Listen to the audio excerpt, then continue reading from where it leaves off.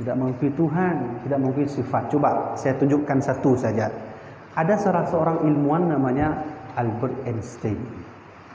Albert Einstein itu dikenal sebagai fisikawan terkenal Inggris. Namanya Albert Einstein. Ini kita cocokkan dengan ini. Albert Einstein dia itu awalnya merupakan orang yang tidak percaya sedikit pun tentang Tuhan. Sehingga ketika dia meneliti lebih dalam, dia temukanlah rumus yang dikembangkan oleh Albert Einstein itu A/mc². A sama dengan mc². Apa yang terjadi? Coba lihat cara beliau menemukan Tuhan. Walau beliau tak percaya adanya Allah, tapi beliau percaya ada Tuhan. Ini Albert Einstein, seorang ateis, tak percaya Tuhan dia. Ketika dia menemukan rumus seperti ini, ya, M sama dengan mc² itu, dia akui perjalanan Isra Mi'raj baginda Rasulullah dengan rumus yang beliau ciptakan ini. Ternyata perjalanan Nabi dari Masjidil Haram ke Masjidil Aqsa itu dicatat, bisa dihitung dengan rumus yang beliau buat tadi. Nah, maka berita ini tidak dipublikasi, sehingga beliau buatlah artikel namanya Die Erklärung. Nah, ini nama artikel terakhir yang dibuat oleh Albert Einstein, yang dibeli oleh pengusahawan dengan harga 10 buah mobil Mercedes-Benz. Artikel kecil dibeli dengan harga 10 mobil Mercedes-Benz. Apa isi artikel beliau yang bernama Die Erklärung ini? Dia mengakui perjalanan Isra Mi'raj baginda Rasulullah SAW, sehingga keluarlah dari lidahnya bahwa Tuhan dan dunia itu tidak dapat dipisahkan. Jika dipisahkan maka pincang. Mufhum kan? Disinilah dia mengakui bahwa dia merasakan adanya sifat-sifat Tuhan. Dalam artikelnya Die Erklärung ini nggak ada di internet. Ini saya pun dapat di internet, saya cari artikelnya nggak dapat. Ini artikel terakhir beliau, Albert Einstein. Saya ingin katakan, seorang Albert Einstein yang tak percaya kepada Allah, yang dulunya ateis, dia merasakan sifat Tuhan. Merasakan sifat Tuhan. Coba, bahasa saya, merasakan sifat Tuhan. Ketika orang sudah merasakan sifat Tuhan, maka dia akan merasakan zat sifat Tuhan. Dia berfikir, meresapi dalam hati bahwa bintang-bintang itu tak mungkin muncul sendiri. Pasti ada yang berkuasa. Kemudian, pasti ada yang berkuasa.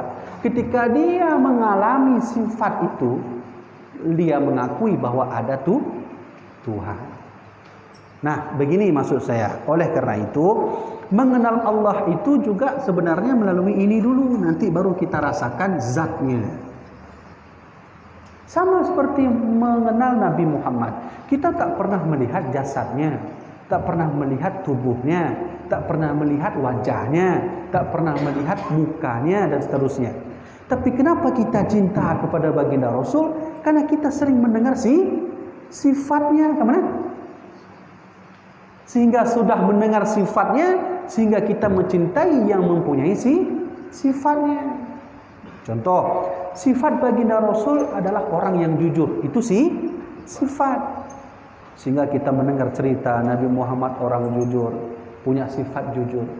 Karena sifat jujur itulah kita mengenal jasad baginda Rasulullah. Paham kan? Baik, contoh lainnya. Saya ingin mengenal orang. Kalimatnya mengenal orang. Berarti bukan sifat. Saya ingin mengenal orang. Bukan sifat. Kenapa saya tiba-tiba mencintai orang itu? Karena saya dengar sifatnya dulu. Baru nanti kenal orangnya. Maka mengenal Allah Subhanahu wa taala harus mengenal dulu sifatnya. Bagaimana cara mengenal Allah sifatnya? Allah itu kuasa. Punya sifat kuasa, punya sifat sama, punya sifat kuasa. Baru nanti kita mengenal zatnya. Nah, sudah?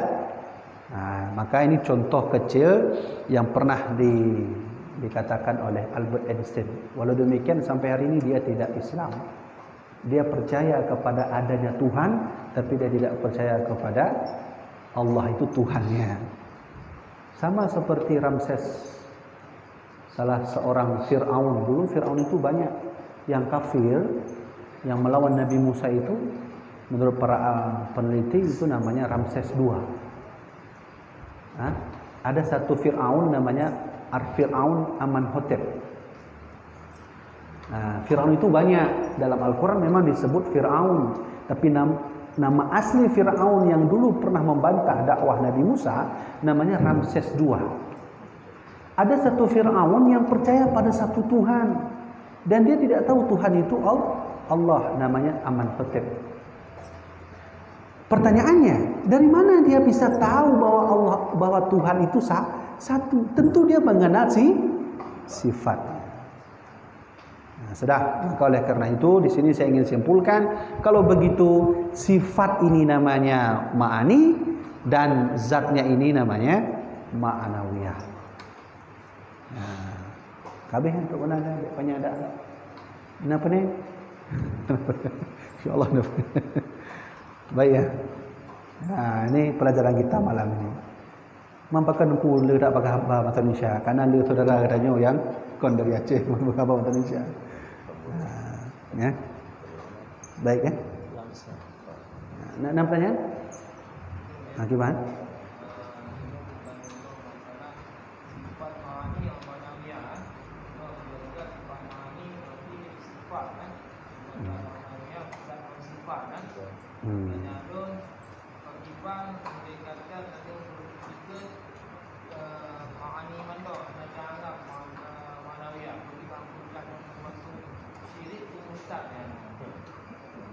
Ya.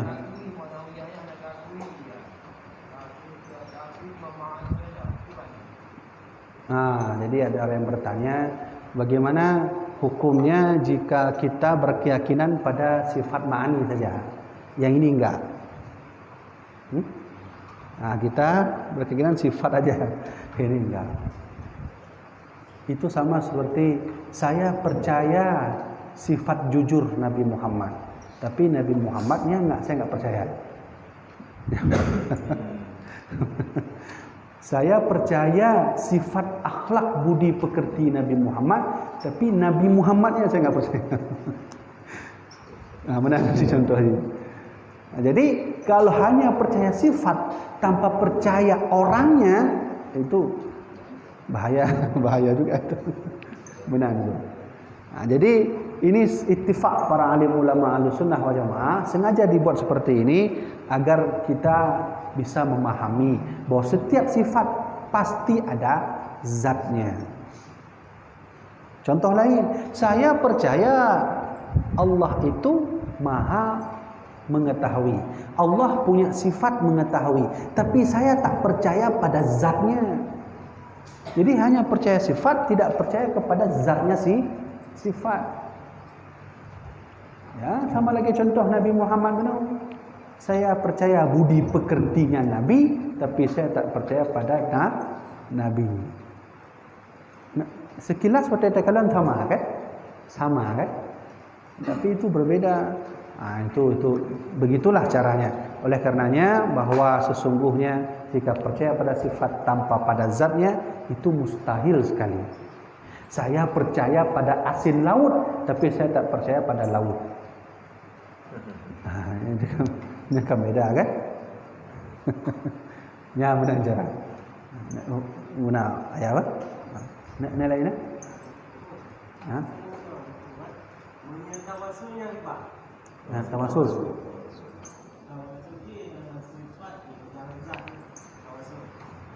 Ya benar. Tawasulnya kalain bab ya. Tawasulnya kita mengambil berkah dari Contoh tawasul.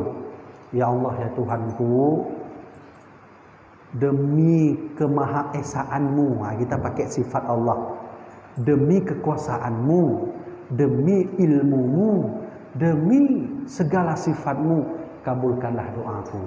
Itu namanya tawasul namanya. Menggunakan sifat-sifat Allah dalam doa. Itu tawasul. Pertanyaan boleh enggak?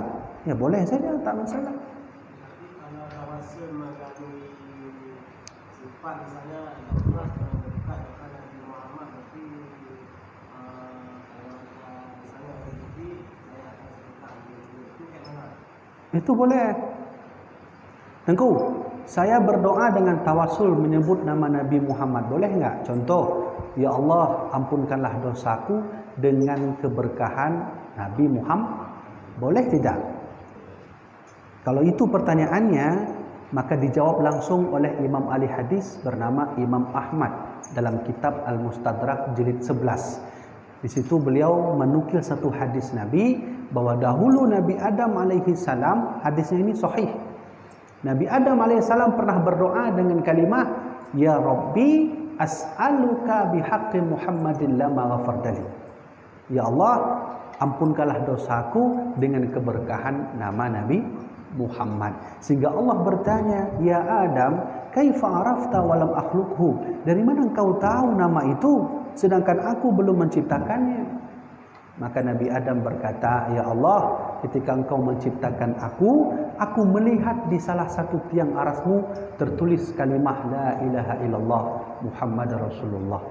Kau gandengkan namamu dengan nama seorang nama yang asing, namanya Muhammad.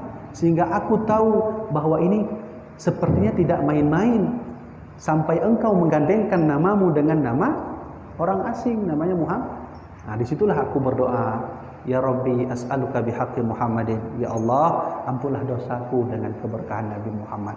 Lalu Allah berfirman dalam hadis qudsi ketika itu, apa kata Allah? Ya Adam, ud'uni bihaqqihi. Berdoalah kepadaku dengan sebut nama Muhammad. Laula Muhammadan ma khalaqtuka ya Adam. Kalau bukan karena Muhammad, aku tidak mau menciptakanmu Adam. Hadis sahih dalam kitab Al-Mustadrak yang diriwayatkan oleh Imam Al-Hafidh Imam Ahmad. Contoh lain dalam hadis riwayat Muslim, hadis sahih. Dulu Umar bin Khattab ketika pernah di suatu hari itu hujan tidak turun, kering. Sehingga beliau berdoa, Allahumma inna natawassalu ilaika. Ya Allah, aku berwasilah kepadamu, berdoa kepadamu dengan binabiyina Muhammadin, dengan nabi kami Nabi Muhammad. Fatusqina, ketika itu engkau menurunkan hujan. Coba lihat, Umar bin Khattab berdoa minta hujan harus menyebut nama Muhammad. Ini namanya tawasul. Hadis riwayat Muslim, hadis sahih. Jadi kalau begitu bertawasul dengan nama Allah boleh, bertawasul dengan nama Nabi Muhammad pun boleh. Ustaz, kalau bertawasul dengan amal yang sudah kita buat boleh? Boleh. Itu kan ada dalam Al-Quran kan? Ya, boleh kita bertawasul dengan amal-amal yang soleh.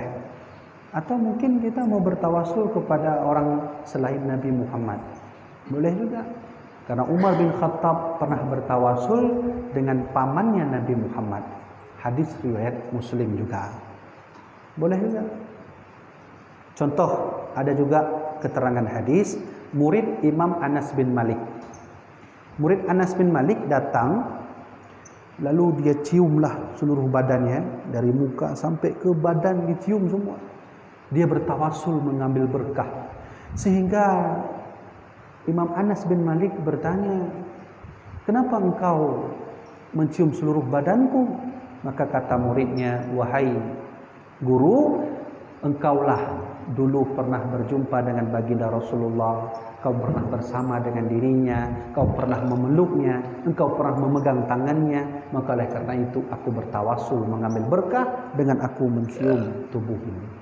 Anas bin Malik dalam kitab Mustalah Hadis karya Syekh Mahmud Tohan berkata, adalah beliau itu sahabat paling terakhir hidup.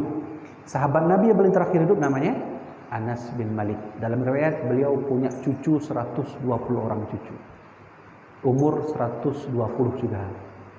Nah, jadi buat kesimpulan, kalau begitu bertawassul dengan nama Allah boleh, bertawassul dengan nama Nabi boleh, bertawassul dengan nama selain Nabi boleh, bertawassul dengan amal-amal soleh pun boleh.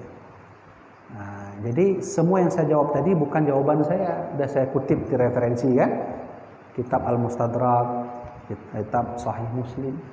Nah, sudah habis. Mana ya? Saya lagi Boleh. yang dikatakan iman sebesar jarah itu macam mana perlakuannya? Ya. Ya, yang menghasilkan iman sebesar jarah itu apa amalannya itu? Apa perlakuannya? Iman sebesar zarah itu contoh seperti misalnya ya kita dalam keadaan bimbang atau ada seseorang tinggal di hutan. Orang tinggal di hutan, dia mencari Tuhan sendiri tanpa ada bantuan orang lain. Sehingga dia akhir hidupnya percaya bahwa Tuhan hanya satu. Tuhan hanya satu. Walau dia tidak percaya, walau dia tidak tahu Tuhan satu itu Allah. Itu juga termasuk iman sebesar biji zarah tadi. Nah, itu juga termasuk beriman kepada Allah Subhanahu wa taala. Nah, itu iman sebesar biji zarah.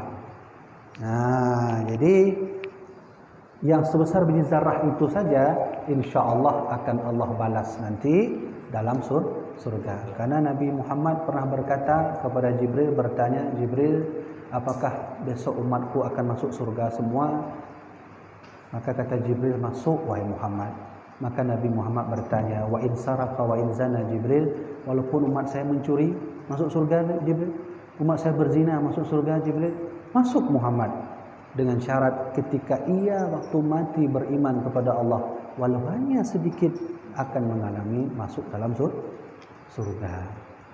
Inilah perkataan Nabi Musa kepada Nabi Muhammad ketika berjumpa di langit ke-6. Apa kata Nabi Musa? Li'anna ghulaman yadkhulu jannata aktsaru min ummatihi aktsaru yadkhulu jannata min ummati. Nabi Musa menangis ketika berjumpa Nabi Muhammad ketika Isra Mi'raj di langit ke-6. Kenapa Nabi Musa menangis? Ketika Rasulullah datang, mayubikuka ya Musa. Kenapa engkau menangis wahai Nabi Musa? Apa jawaban Nabi Musa? Li'anna ghulaman yadkhulul jannata min ummatihi aktsaru yadkhulul jannata min ummati. Karena esok di hari kiamat akan ada seorang pemuda yang dapat memasuki seluruhnya umatnya dalam surga lebih banyak dari umatku. Maka Rasulullah bertanya, siapa itu wahai Nabi Musa? Maka Nabi Musa menjawab, engkau wahai Muhammad. Nah, kitab ini hadis ini saya ambil dari sebuah kitab namanya Qissatul Mi'raj, karya ahli hadis Mesir namanya Syekh Najmuddin Al-Ghaiti. Itu ahli hadis yang bilang begitu. Nah, kita bukan ahli hadis ya. Baiklah, sampai sini.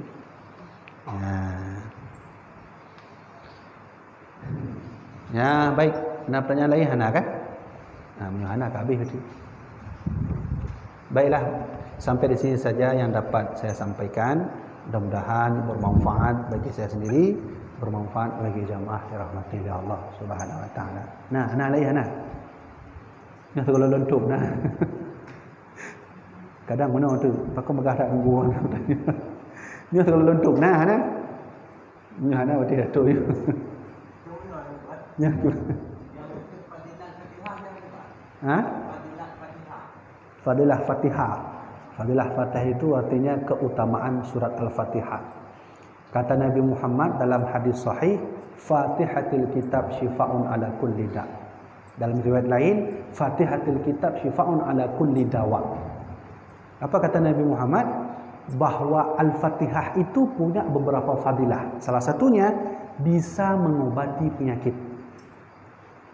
Jadi kalau ada orang bertanya apa itu fadilah Fatihah, artinya adalah keutamaan Al-Fatihah. Dalam kitab Qissatul Mi'raj karya ahli hadis Syekh Najmuddin Al-Ghaiti dari Mesir, bahwa Fatihah itu disebut dengan surat Sab'ul Mathani. Hanya untuk Nabi Muhammad Allah turunkan, bukan untuk Nabi lain. Maka Nabi sangat menyarankan baca Al-Fatihah setelah solat Jumat sebanyak 7 kali. Karena banyak fadilah, banyak pahala. Bahkan Fatihah bisa untuk obat penyakit. Nah, itu kata Nabi itu. Maka kalau kita sakit, ambil air, baca surah Al-Fatihah. Maka minum dengan keberkahan surah Al-Fatihah, insyaAllah sembuh. Saya ada anak saya kalau lagi demam, itu saya buka baju, saya buka baju, maka saya peluk, saya baca Fatihah 3 kali, saya baca salawat Nabi, insyaAllah sembuh. Nah, pakai obat. Cuman harus yakin. Kadang ada nggak yakin, makanya nggak sembuh-sembuh, nggak yakin. Namanya itu fadilah Al-Fatihah. Imam An-Nawawi pernah berkata dalam kitab I'anatul Talibin, kalau ingin mengambil obat dari surah Fatihah, boleh hukumnya piring ditulis Fatihah di bawah. Betul napingan kan? Di bawah piring itu tulis saja Fatihah. Kemudian makan, kemudian cuci lagi, insyaallah sembuh. Nah, itu kan ada kejadian kan? Ada salah seorang sahabat Nabi pulang ke Madinah, di pertengahan jalan itu ada satu kampung itu tidak beriman pada Allah. Semuanya sakit. Jadi ketika sakit, salah seorang pemimpin kampung itu datang ke sahabat Nabi tadi karena sedang menuju Madinah. Maka dia berkata, tolong obati kami sebentar. Kami sakit semua, tidak ada obat di sini. Maka dia punya inisiatif sendiri, dia ambil air, dia bacakan Fatihah untuk orang sakit. Itu tidak dilakukan oleh Nabi, tapi dikerjakan sendiri oleh sahabat itu. Sehingga semua sembuh. Ketika sembuh, dikasih kambing. Maka apa kata sahabat itu? Sebentar, saya pulang ke Madinah dulu, saya tanya, boleh enggak saya terima kambing? Maka baliklah sahabat ini, dia cerita, wahai Rasulullah, saya tadi sampai di kampung, orang minta obat, maka saya punya inisiatif, saya baca Fatihah, sembuh ya Rasulullah. Maka keluar hadis Nabi tadi, Fatihatil kitab syifa'un ala kulli da'in. Bahwa Al-Fatihah itu bisa menjadi obat segala penyakit. Jadi keluar kata-kata Nabi gara-gara sahabat Nabi tadi. Nah, itu hadis sahih itu. Nah, kemudian akhirnya disebut dengan fadilah Al-Fatihah. Maka mungkin sampai situ sajalah karena waktu sudah. Nah, gimana?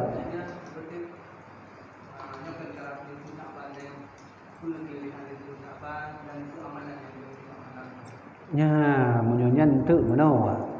Menyo tajawab harus panjang jawaban macam. Menyo pandang tang hana kurang puas insyaallah menyo halangan akan terbahas lebih panjang tu. Nyo pada urut tu bisa sahabat. Malam minggunya.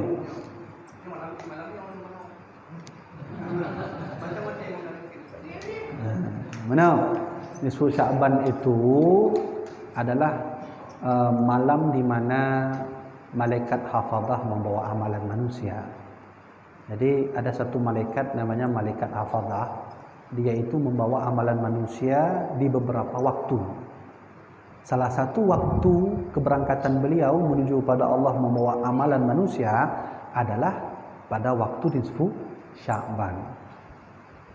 Imam Nawawi dalam kitab Majmu' Al-Fatawa, beliau berfatwa sunnah bahwa di malam itu kita melakukan solat tasbih.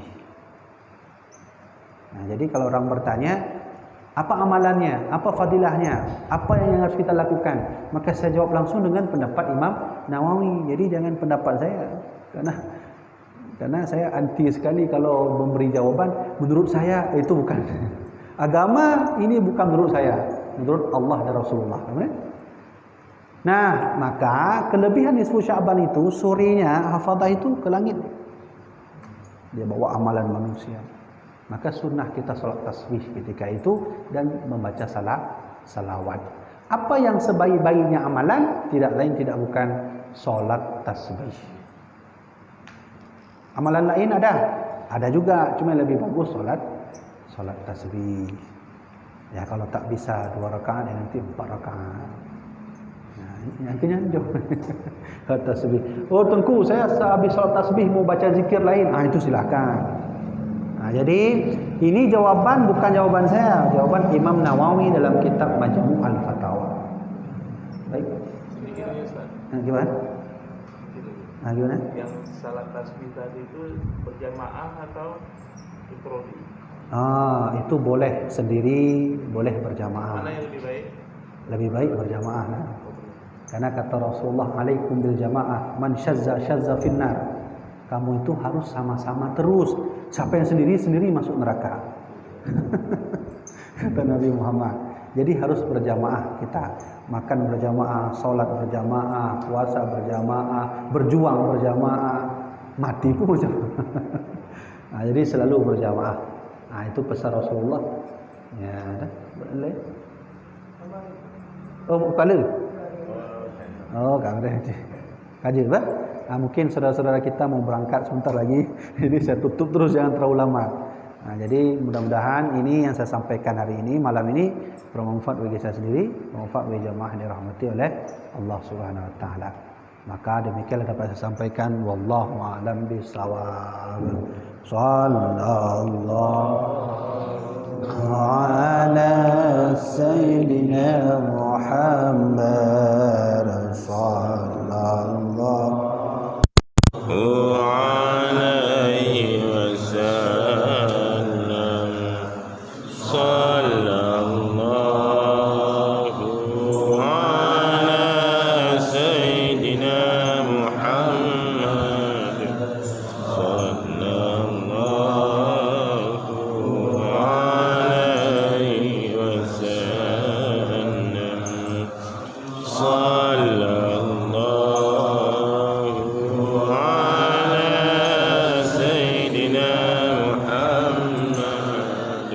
يا ربي صل عليه وسلم.